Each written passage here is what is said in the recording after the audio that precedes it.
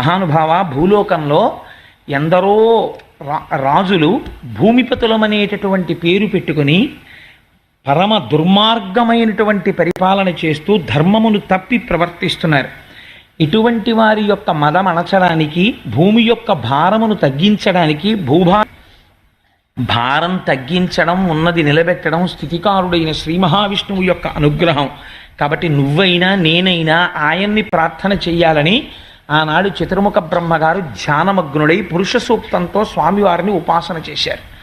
ఆ ధ్యానమునందు ఆయనకు ఒక వాణి వినపడింది.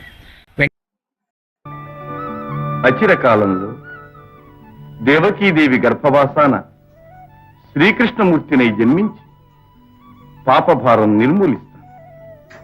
దుష్ట శిక్షణ, శిష్ట రక్షణే శ్రీకృష్ణావతార పరమాత్మ.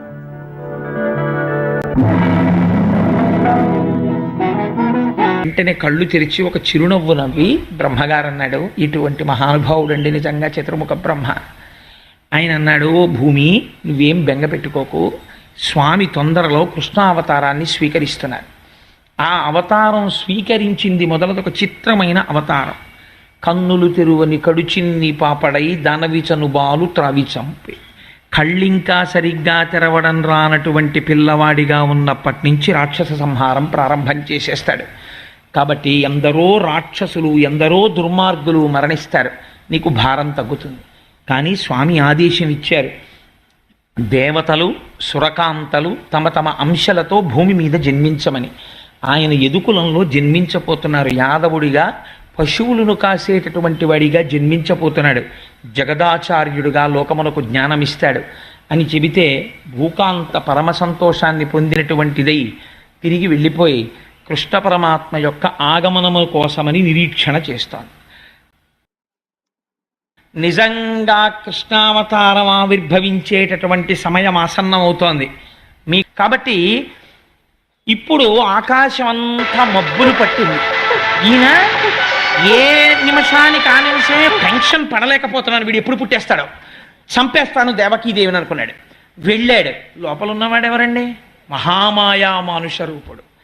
ఆ చెల్లెల్ని చూస్తే జాలేసిందిట.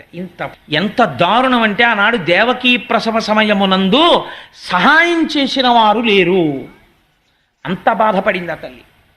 అటువంటి స్థితిలో అర్ధరాత్రి 12 గంటల వేళ జలధర దేహునాజాను చతుర్బాహు సరసీరుహక్షు విశాలవక్షు జారు గదా శంఖచక్ర పద్మ విలాసు కంఠ కౌస్తుభమణి కాంతిభాను కమనీయ కటిసూత్ర కంకణ కేయూర శ్రీవత్సలాంఛనంచిత విహారు మరుకుండల ప్రభాయుత కుంతలలాటు వైఢూర్య మణిగణవర కిరీటు మహానుభావుడు శ్రీమన్నారాయణుడు ఆవిర్భవించాడు.